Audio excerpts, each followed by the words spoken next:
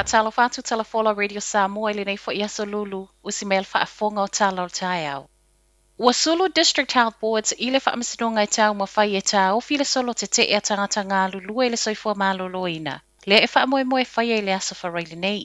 O tangata whai ngā luenga le soifua maloloina o lo i le uni le asosi o tangata whai ngā luenga le malo le pisa a o saientisi whale so e Technicians ma le to atele o pharmacists o lea ua tāpena la lātou solo te e luas fulufai tū la. A matai le tai au le aso wharai le mai whaapē sa ma le se fulu afe i lātou o le a te.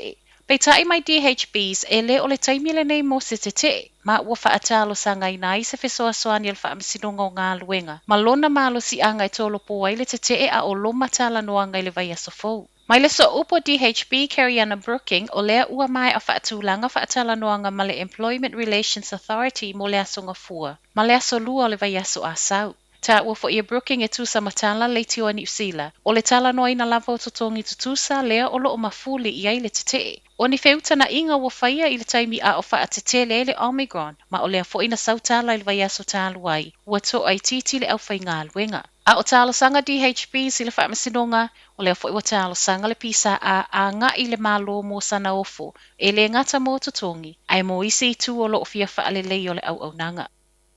E le mo omia le toi whaanofo e se o le ulua i case whaamaonia o no le maua o isi tangata o lona a inga muli ane.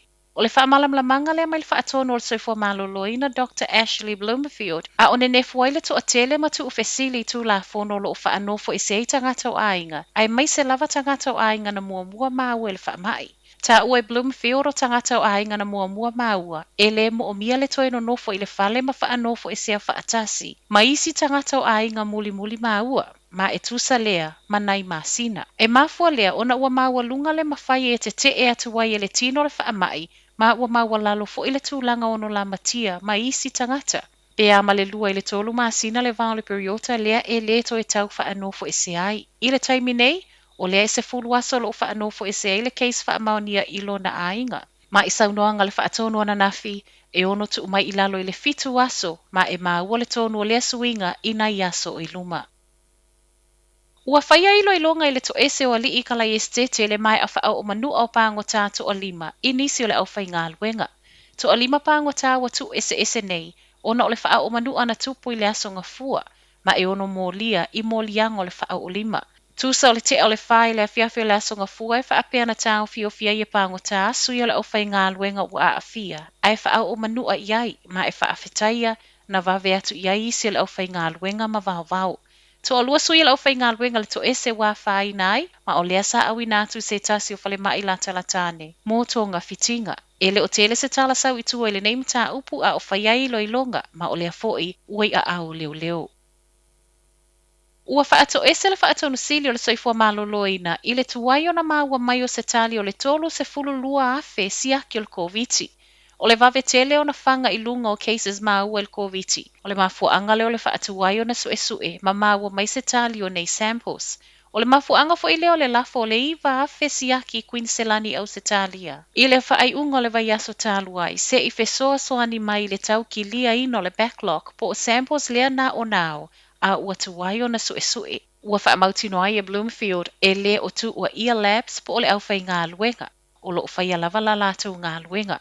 O i lātou ele i maua lava se tali o siaki na whaia. O le ua mai a whaelo atu i aiala le text, ua tuai atu se tali. Ma a whai e whaalongo i nā aunga, o na toe a ngai lea mo se isi siaki. Ma ue talafou e ai nisi o lea ua o atu i ai whi autus tu sia, ua le negative, le positive, ai ua whaalea o ngā ina le sample na ave mo suenga. Tala muli, ua upu ia e le uni o lo tu mo tangata whai ngā luenga le mau o le Freedom and Rights Coalition i tangata. E aua leo si ta ia tu la fono le COVID. O le Freedom and Rights Coalition na whaavaina le whaiwhi au ia Brian Tamaki ma le Destiny Church. Ma o leo wala au i tangata i le ngata e soli tu la fono. E ia sa ia fo i lalo signs o lo scan ai vaccine passes. Ma aua nei toi whaia ni mask. O se whi aua whaalawa i tele ai le mai asau o cases i le community ananafi. Toi titi lua se fulu afe. Mai le First Union wa ia wha upuina. E wha atau tee toi wha valea. Mai le pulesili o le Restaurant Association Marisa Baidios o le whaamalo si o mask ma scan. E le i whai ngō fia i tangata lau tele ai mai se tangata whai ngā luenga ma pūlenga. Peita i o lo usi ta ia pea ma ele ai se isi e mawhai o na alo ai. Ua sau e fo i male whi au mo i la tau o lo wha au au peo na te te e tu la fono o COVID e anga i sa o pea i le malo, ai le o pisinisi matanga ta taito tasi. O tala nalo Radio Samoa, manuia le tai au.